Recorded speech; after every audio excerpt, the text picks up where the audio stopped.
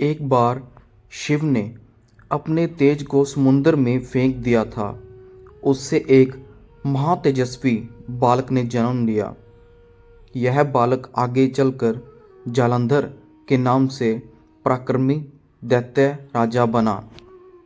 इसकी राजधानी का नाम जालंधर नगरी था। दैत्यराज कालनेमी की कन्या वृंदा का विवाह जालंधर से हुआ। जालंधर महाराक्षस था। अपनी सत्ता के मद में चूर उसने माता लक्ष्मी को पाने की कामना से युद्ध किया, परंतु समुद्र से ही उत्पन्न होने के कारण माता लक्ष्मी ने उसे अपने भाई के रूप में स्वीकार किया। वहां से पराजित होकर वह देवी पार्वती को पाने की लालसा से कैलाश पर्वत पर गया। भगवान देवादिदेव शिव का ही रूप धरकर माता पार्वती के समीप गया, परंतु माँ ने अपने योग बल से उसे तुरंत पहचान लिया तथा वहाँ से अंतर्ध्यान हो गई। देवी पार्वती ने कुदरत होकर सारा वृत्तांत भगवान विष्णु को सुनाया। जालंधर की पत्नी वृंदा अत्यंत पतिव्रता स्त्री थी। उसी के पतिव्रत धर्म की शक्ति से जालंधर ना तो मारा जाता था और ना ही पराजित होता था। इसीलिए जालंधर का नाश करने के लिए वृंदा के पतिव्रत धर्म को भंग करना बहुत आवश्यक था। इसी कारण भगवान विष्णु ऋषि का वेश धारण कर वन में जा पहुँचे, जहाँ वृंदा अकेली भ्रमण कर रही थी। भगवान के साथ दो मायावी राक्षस भी थे, जिन्हें देखकर वृंदा भयभीत हो गई। ऋषि ने वृंदा के सामने पल में दोनों को भस्म कर दिया।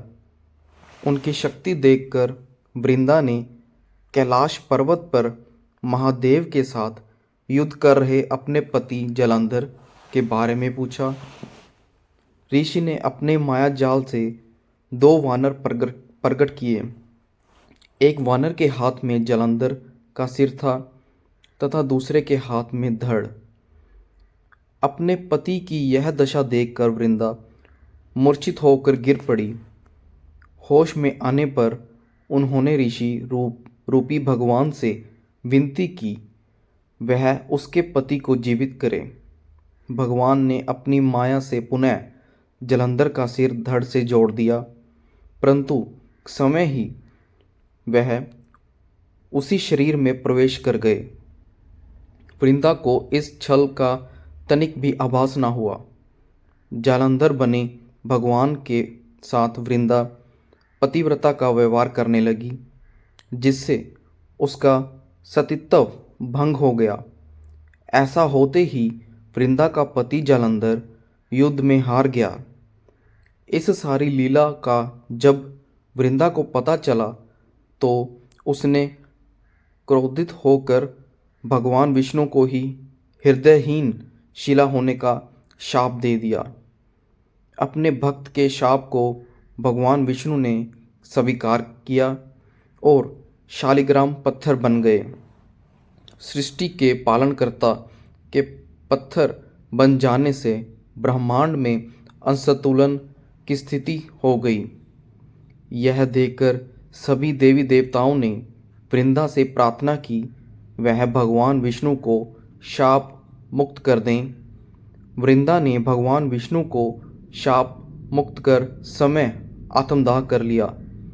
जहाँ वृंदा भस्म हुई वहाँ तुलसी का पौधा उगा।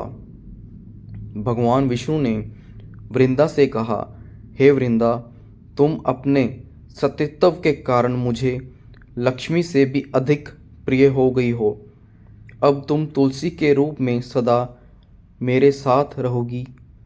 तब से हर साल कार्तिक महीने के देव उठावनी एकादशी का दिन तुलसी विवाह के रूप में मनाया जाता है।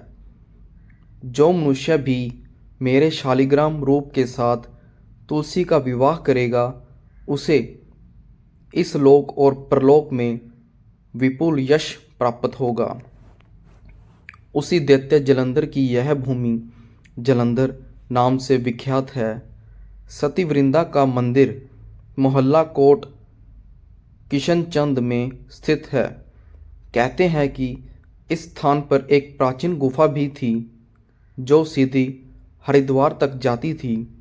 सच्चे मन से 40 दिन तक सती वृंदा देवी के मंदिर में पूजा करने से सभी मनोरथ पूर्ण होते हैं।